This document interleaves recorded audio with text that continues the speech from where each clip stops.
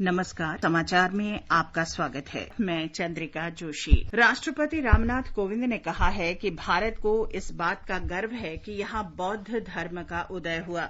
उन्होंने कहा कि देश के लोगों ने बौद्ध धर्म को सच्चाई की नई अभिव्यक्ति के रूप में देखा। भगवान बुद्ध का ज्ञान तथा शिक्षाएं बौद्धिक उदारता और आध्यात्मिक विविधता के सम्मान की भारत की परंपरा के अनुरूप हैं। उन्होंने आषाढ़ पूर्णिमा पर धम्म चक्र दिवस समारोह का आज राष्ट्रपति भवन से उद्घाटन किया। समारोह का आयोजन केंद्रीय संस्कृति मंत्रालय के सहयोग से अंतर्राष्ट्रीय बौद्ध परिसंघ ने किया है। राष्ट्रपति ने कहा कि बौद्ध धर्म ने भारत से पड़ोसी क्षेत्रों में फैलना शुरू किया और इसकी विभिन्न शाखाएं नए नए क्षेत्रों में फली फूली। उन्होंने इस बात पर प्रसन्नता व्यक्त की कि प्राचीन समय से ही मानवता के कल्याण के लिए भारत की सभ्यता की यात्रा के अंग के रूप में राष्ट्रपति भवन में आषाढ़ पूर्णिमा के समारोह का आयोजन किया जा रहा है। राष्ट्रपति ने कहा कि आषाढ़ पूर्णिमा की परंपरा करीब 2500 वर्ष पहले शुरू हुई, जब पहली बार महात्मा बुद्ध को ज्ञान प्राप्त हुआ। The Dhamma Chakra, the wheel of truth, was set in motion.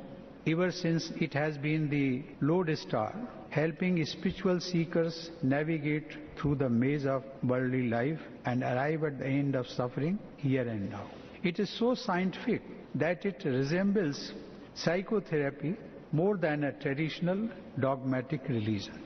It is this open attitude of inquiry into the heart of existence and the possibility of finding the key to eternal serenity that has attracted seekers in every age for the last 2500 years. The wheel has come full circle and the word of Dhamma has in the recent decades spread to distant shores in the West too. राष्ट्रपति कोविंद ने कहा कि बौद्ध दर्शन में भगवान बुद्ध के प्रथम उपदेशों का विशेष महत्व है। उन्होंने कहा कि धम्म चक्र दिवस वाराणसी के निकट सारनाथ में पहले 5 शिष्यों को भगवान बुद्ध के प्रथम उपदेश की स्मृति में मनाया जाता है। बौद्ध धर्मावलंबी इसे धम्म चक्र प्रवर्तन दिवस के रूप में मनाते हैं। राष्ट्रपति ने इसे मानवता के इतिहास में अतुलनीय अवसर बताया। उन्होंने कहा कि ये दिन गुरु पूर्णिमा के रूप में भी मनाया जाता है। हिंदू और जैन इसे अपने आध्यात्मिक गुरुओं के प्रति श्रद्धा के रूप में भी मनाते हैं। राष्ट्रपति ने कहा कि बुद्ध की शिक्षा तत्कालीन समय के विपरीत थी, लेकिन उनके तर्क की शक्ति प्रेम, दया और अहिंसा पर आधारित थी।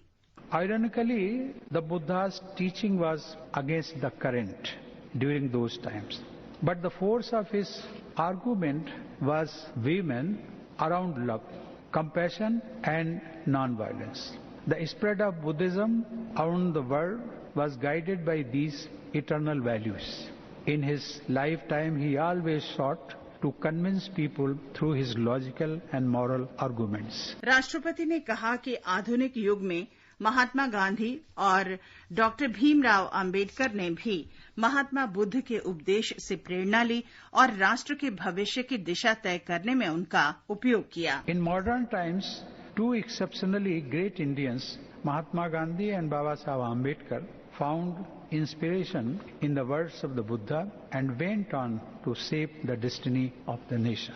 Following in their footsteps, we should strive to hear the call of the Buddha, to respond to his invitation to walk the noble path.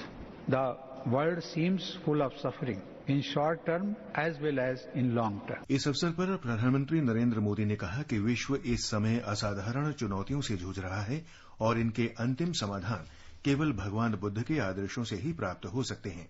Lord Buddha's teaching of Appa Deepo Bhavaha, be your own guiding light, is a wonderful management lesson. Friends, today the world fights extraordinary challenges. To these challenges, lasting solutions can come from the ideals of Lord Buddha. प्रधानमंत्री ने कहा कि बुद्ध की शिक्षाएं अतीत में प्रासंगिक थीं, वर्तमान में प्रासंगिक हैं और भविष्य में भी प्रासंगिक रहेंगी। श्री मोदी ने कहा कि होनहार युवा वैश्विक समस्याओं के समाधान तलाश रहे हैं। I'm very hopeful about the 21st century. This hope comes from my young friends, our youth. If you want to see a great example of how hope, innovation and compassion can remove suffering, it is our startup sector led by our youth. Bright young minds are finding solutions to global problems. India has one of the largest startup ecosystems. I would urge my young friends to also stay connected with the thoughts of Lord Buddha.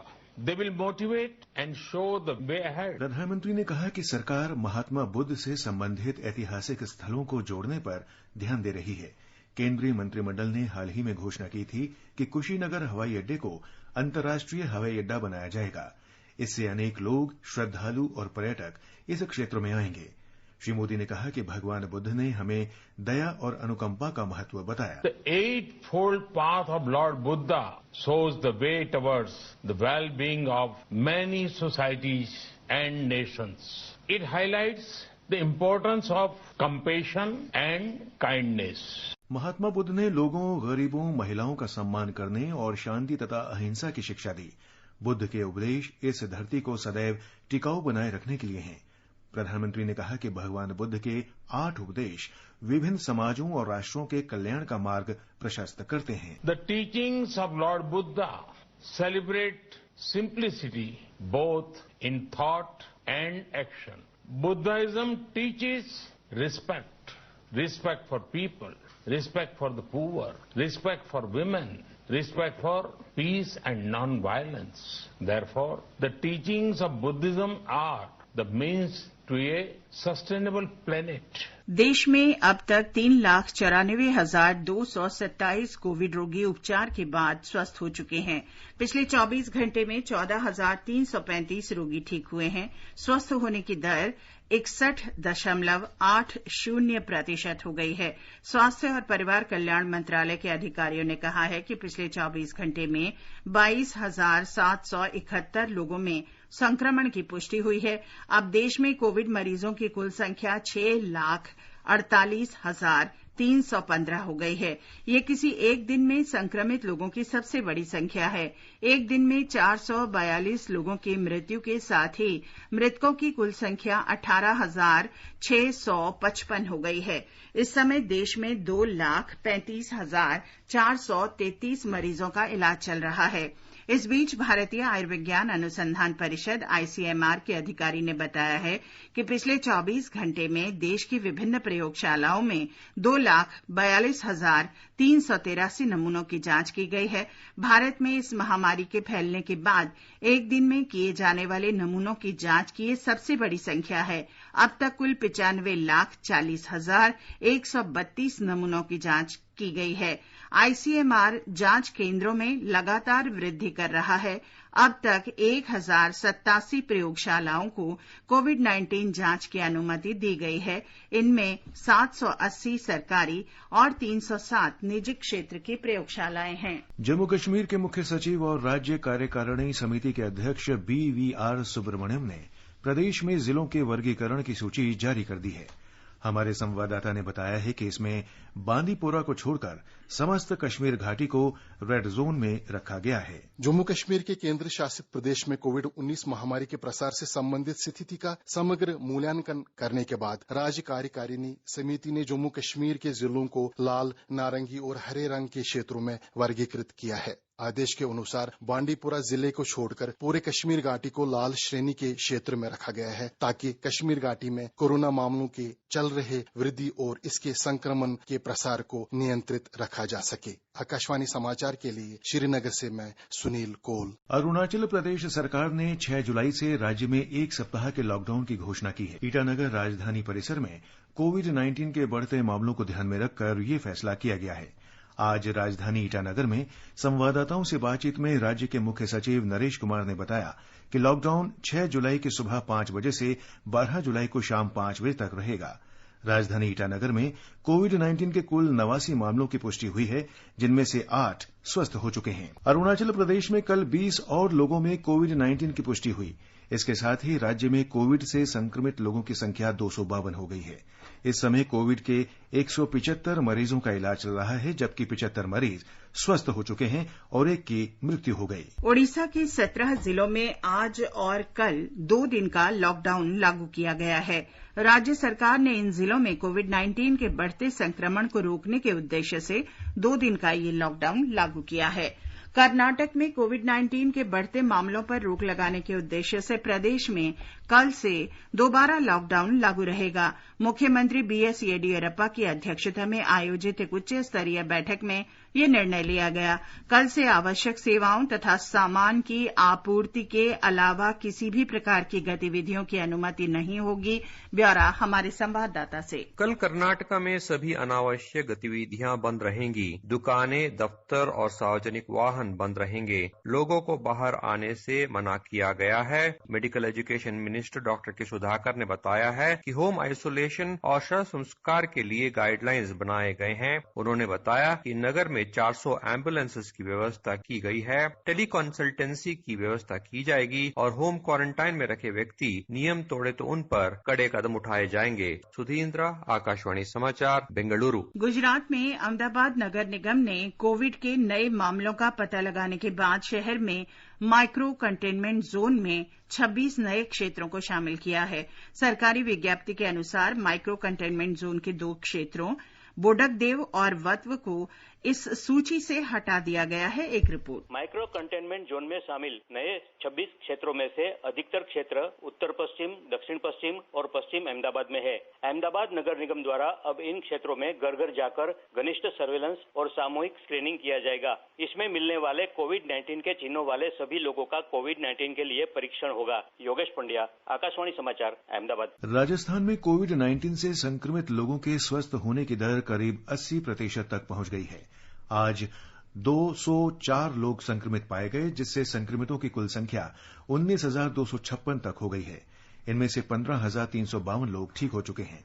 हमारे संवाददाता ने खबर दी है कि संक्रमितों की ज्यादा से ज्यादा जांच और गहन पहचान के कारण स्वस्थ होने वालों की संख्या बढ़ रही है। आबादी के हिसाब से देश में कोरोना जांच के मामले में राजस्थान सबसे आगे है, जहां कोरोना की एक दिन में 30,000 जांच की क्षमता विकसित कर ली गई है। रूथलेस कंटेनमेंट पर जोर दिया जा रहा है। कोरोना के मरीज का पता चलते ही तुरंत उस इलाके को सील कर पूरे इलाके में सैंपलिंग शुरू कर दी जाती है।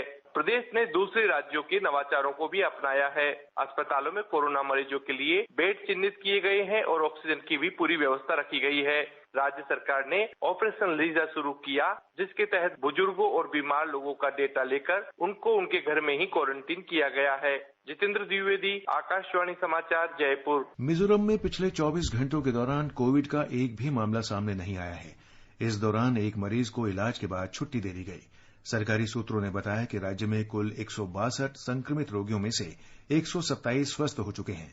राज्य में फिलहाल 35 रोगियों का इलाज चल रहा है। केंद्र सरकार ने कोविड महामारी के कारण मेडिकल और इंजीनियरिंग की राष्ट्रीय पात्रता प्रवेश परीक्षा नीट और संयुक्त प्रवेश परीक्षा जेईई स्थगित कर दी है। मानव संसाधन विकास मंत्री रमेश पोखरियाल निशंक ने बताया कि छात्रों की सुरक्षा और शिक्षा की गुणवत्ता को ध्यान में रखते हुए ये निर्णय लिया गया है। जेईई मेन परीक्षा 1 सितंबर से और 6 सितंबर के बीच की जाएगी, जबकि नीट की परीक्षा को 13 सितंबर को सुनिश्चित किया गया है और 27 सितंबर 2020 को जेईई एडवांस की भी परीक्षा की तिथियों को निश्चित किया गया है। मिजोरम सरकार ने मौजूदा शैक्षिक सत्र के लिए प्रदेश के स्कूलों का खुलना अनिश्चितकाल के लिए स्थगित कर दिया है। सरकार की पूर्व की घोषणा के अनुसार स्कूलों को 15 जुलाई से खुलना था। राज्य के शिक्षा मंत्री लच्छन दामारालते ने आज ये जानकारी दी। मध्य प्रदेश माध्यमिक शिक्षा बोर्ड ने 10वीं के परीक्षा परिणाम घोषित कर दिए हैं। इस बार भी लड़कियों ने लड़कों से बाजी मारने में सफलता प्राप्त की। हमारे संवाददाता ने बताया है कि इस वर्ष लगभग 63% छात्र छात्राएं परीक्षा पास करने में कामयाब रहे। बोर्ड की आधिकारिक विज्ञप्ति के अनुसार लगभग 3,42,000 छात्रों को प्रथम श्रेणी, 2,15,000 छात्रों को द्वितीय श्रेणी और लगभग 3,000 छात्रों को तृतीय श्रेणी मिली है। 65% से अधिक लड़कियां उत्तीर्ण हुई हैं, जबकि पास होने वाले लड़कों की संख्या 60% है। लगभग 1 लाख छात्रों को पूरक मिली है। सबसे अच्छा परिणाम नीमच, देवास और मंदसौर जिलों से आया है, जहां 75% से अधिक विद्यार्थी उत्तीर्ण हुए हैं। कुल 15 विद्यार्थियों ने 100% अंक हासिल किए हैं। इस साल कक्षा 10वीं की परीक्षा में लगभग 8,93,000 छात्र शामिल हुए थे। कोरोना वायरस महामारी के कारण परीक्षाएं पूरी नहीं हो सकी थी, इसलिए रद्द किए गए विषयों के लिए छात्रों की अंक तालिकाओं में पास लिखा गया है। संजीव शर्मा, आकाशवाणी समाचार, भोपाल। आकाशवाणी से विशेषज्ञों की राय श्रृंखला में कोविड-19 पर प्रमुख चिकित्सकों की सलाह प्रसारित की जाती है। आकाशवाणी समाचार के साथ बातचीत में अखिल भारतीय आयुर्विज्ञान संस्थान एम्स में रियूमेटोलॉजी विभाग की अध्यक्ष डॉक्टर उमा कुमार ने लोगों से सुरक्षित दूरी बनाए रखने और बार बार हाथ धोने की सलाह दी है। Only thing which helps is social distancing or physical distancing. Along with it, you have like hand hygiene, washing your hands very frequently, and cough etiquettes like while coughing or sneezing, just cover your face and nose. Use tissue paper or cloth, or if you don't have anything, you can just cough into your elbows. Third thing is using the face mask. For a general public, you can use cotton face mask, and then they have to be very positive. Don't give up, and surely we'll conquer over this virus. भारतीय लोक स्वास्थ्य संस्थान के अध्यक्ष doctor के श्रीनाथ रेड्डी ने बताया कि भारत में कोविड-19 की स्थिति विश्व के अन्य देशों के मुकाबले काफी बेहतर है, क्योंकि यहां इस महामारी की रोकथाम के लिए किए गए उपायों के अच्छे नतीजे मिल रहे हैं। अब तक जो नतीजे निकले हैं उससे पता चलता है कि ये वायरस का प्रभाव को रोकने में हम काफी कामयाबी हासिल कर चुके हैं दूसरे देशों के मुकाबले में। आज का हालात जो है उसमें कोई संशय नहीं है कि हमारा हालात दूसरे देशों के मुकाबले में बेहतर है इस वायरस को डट के मुकाबला देने में। वंदे भारत मिशन का चौथा चरण कल से शुरू हो गया। इस चरण में 500 से अधिक उड़ानों का संचालन किया जाएगा। इसके तहत एयर इंडिया के साथ साथ प्राइवेट कंपनियों के विमानों का संचालन होगा। एयर इंडिया की 170 उड़ानें 15 जुलाई से Australia, Bahrain, Bangladesh, Canada, Germany, Japan, Kuwait, Malaysia, Oman, Saudi Arab, Qatar और फिलीपींस सहित विश्व के विभिन्न देशों से यात्रियों को लाने और ले जाने का काम करेंगी। ब्यौरा हमारे संवाददाता से।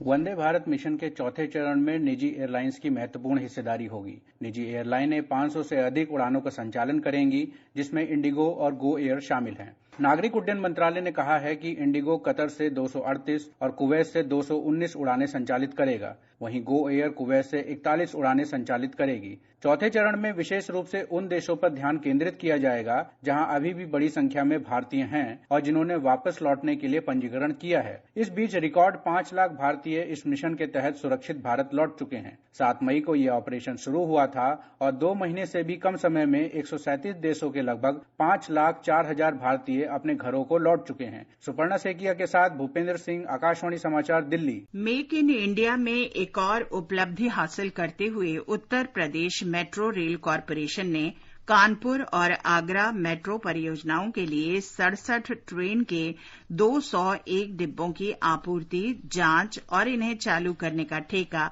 Messrs Bombardier transport India private limited को दिया है। इनमें से 39 ट्रेन कानपुर और 28 ट्रेन आगरा के लिए हैं और प्रत्येक की क्षमता 980 यात्रियों की है। इस ठेके के लिए चीन की कंपनी ने भी आवेदन किया था। ब्यौरा हमारे संवाददाता से। Uttar Pradesh metro rail corporation के प्रबंध निदेशक कुमार केशव ने कहा कि ये ट्रेनें कम ईंधन इस्तेमाल करने वाली, मजबूत, पर्यावरण के अनुकूल और कम आवाज करने वाली होने के साथ ही यात्रियों को आरामदायक सफर का एहसास भी कराएंगी। ये ट्रेन कोच पूरी तरह से स्टेनलेस स्टील के होने के कारण काफी हल्के होंगे। उन्होंने कहा कि लॉकडाउन के बाद कानपुर मेट्रो का निर्माण कार्य सफलतापूर्वक शुरू कर दिया गया है और इस ठेके के दिए जाने से अर्थव्यवस्था को भी मजबूती मिलेगी और साथ ही साथ आगरा और कानपुर की जनता का अपनी मेट्रो रेल होने का सपना भी जल्दी पूरा होगा। सुशील चंद्र तिवारी, आकाशवाणी समाचार, लखनऊ। भारतीय इस्पात प्राधिकरण सेल ने इस वर्ष जून के महीने में अब तक की सबसे अधिक बिक्री की है। इस्पात की घरेलू बिक्री और निर्यात 12,77,000 टन रहा, जो पिछले वर्ष इसी अवधि की तुलना में 18% अधिक है। जून 2020 में कंपनी ने सबसे अधिक निर्यात किया है। इस दौरान 3,40,000 टन इस्पात का निर्यात हुआ। कंपनी ने जून 2020 में भारतीय रेल को सबसे अधिक पटरियां भेजने का भी लक्ष्य हासिल किया। सेल ने देश में पहली बार भारतीय रेल को R260 श्रेणी के वैनेडियम पटरियां भेजी, जिन पर अधिक वजन के साथ तेज रफ्तार से गाड़ियां चल सकती हैं। पेट्रोलियम और प्राकृतिक गैस तथा इस्पात मंत्री धर्मेंद्र प्रधान ने सेल को यह लक्ष्य हासिल करने पर बधाई दी और कहा कि जून में सेल की बिक्री और रिकॉर्ड निर्यात से पता चलता है कि अर्थव्यवस्था की बहाली में तेजी आ रही है। सेल के अध्यक्ष अनिल कुमार चौधरी ने कहा कि भारत प्रत्येक चुनौती को आत्मनिर्भर भारत के लिए अवसर में बदलेगा। उन्होंने कहा कि लॉकडाउन के बाद अधिक बिक्री और बढ़ती मांग के साथ राष्ट्र अनलॉक के दूसरे चरण में पहुंच गया है और औद्योगिक गतिविधियों की बहाली में धीरे धीरे तेजी आ रही है। दूसरी तरफ राउरकेला इस्पात संयंत्र ने 2 जुलाई को स्टील मेल्टिंग शॉप 2 के एकमात्र कन्वर्टर से एक ही दिन में अधिक उत्पादन का राष्ट्रीय रिकॉर्ड बनाया। इसी दिन संयंत्र ने एक और उपलब्धि हासिल की। इसके hot metal torpedo ladle number 5 ने पहले के 2331 लाइनिंग लाइफ के रिकॉर्ड को पार कर लिया। राउरकेला स्टील प्लांट के सीईओ दीपक चटराज ने इस मौके पर कहा कि कंपनी की इस उपलब्धि से उसकी लागत मानकों में सुधार लाने में मदद मिली है। In a steel plant, liquid iron, which is made at blast furnaces, is further refined in steel melting shop through oxygen blowing in the converter vessels. At RSP, out of 3 converters, each converter normally produces about 30 hits per converter per day. In order to improve the efficiency and motivate the collective in a challenging situation due to the ongoing COVID-19 pandemic, initiative was taken to produce maximum hits from a converter. On 2nd July, we could make 48 number blows from a single converter due to the dedicated effort of our employees at SMS and its support services. In the process, we established a national record of steel making. केंद्र शासित प्रदेश जम्मू कश्मीर में दक्षिण कश्मीर के कुलगाम जिले के आराह क्षेत्र में आज तीसरे पहर सुरक्षा बलों के साथ मुठभेड़ में एक आतंकवादी मारा गया। गलवान घाटी में चीन के साथ संघर्ष के मुद्दे पर भारत का समर्थन करते हुए जापान ने कहा है कि वो इस क्षेत्र में यथास्थिति बदलने के किसी भी एकतरफा प्रयास का विरोध करता है। विदेश सचिव हर्षवर्धन श्रृंगला ने कल जापान के राजदूत सातोशी सुजुकी को टेलीफोन पर वास्तविक नियंत्रण रेखा LAC की स्थिति के बारे में जानकारी दी। जापान के राजदूत सुजुकी ने कहा कि बातचीत के माध्यम से समस्या का शांतिपूर्ण समाधान निकाला जाना चाहिए। उन्होंने ट्वीट में कहा कि जापान शांतिपूर्ण समाधान की भारत सरकार की नीति की सराहना करता है। जापान और भारत हिंद प्रशांत क्षेत्र में महत्वपूर्ण सामरिक भागीदार हैं और चतुर्भुज सुरक्षा संवाद का भी हिस्सा हैं। भारत ने इस मुद्दे पर अमेरिका, रूस, ऑस्ट्रेलिया, जर्मनी, फ्रांस और जापान सहित अपने अन्य रणनीतिक भागीदारों के साथ भी विचार विमर्श किया। और अब एक नजर आज के मौसम पूर्वानुमान पर। दिल्ली में गरज के साथ बौछार हो सकती है। न्यूनतम तापमान 30 डिग्री सेल्सियस रहा, जबकि अधिकतम तापमान 40 डिग्री सेल्सियस रहने का अनुमान है। जम्मू में न्यूनतम तापमान 28 डिग्री सेल्सियस रहा, जबकि अधिकतम 36 डिग्री सेल्सियस तक जा सकता है। आंशिक रूप से बादल छाए रहेंगे और गरज के साथ वर्षा भी हो सकती है। श्रीनगर में तापमान 18 से 32 डिग्री सेल्सियस के आसपास रहेगा। आसमान साफ रहने की उम्मीद है। गिलगित में दोपहर बाद या शाम के समय बादल छाने का अनुमान है। न्यूनतम तापमान 14 डिग्री सेल्सियस रहा और अधिकतम तापमान 35 डिग्री सेल्सियस रहने की उम्मीद है। मुजफ्फराबाद में आसमान आमतौर पर साफ रहने की संभावना है। न्यूनतम तापमान 23 डिग्री सेल्सियस दर्ज हुआ, जबकि अधिकतम तापमान 40 डिग्री सेल्सियस के बीच रहने का अनुमान है।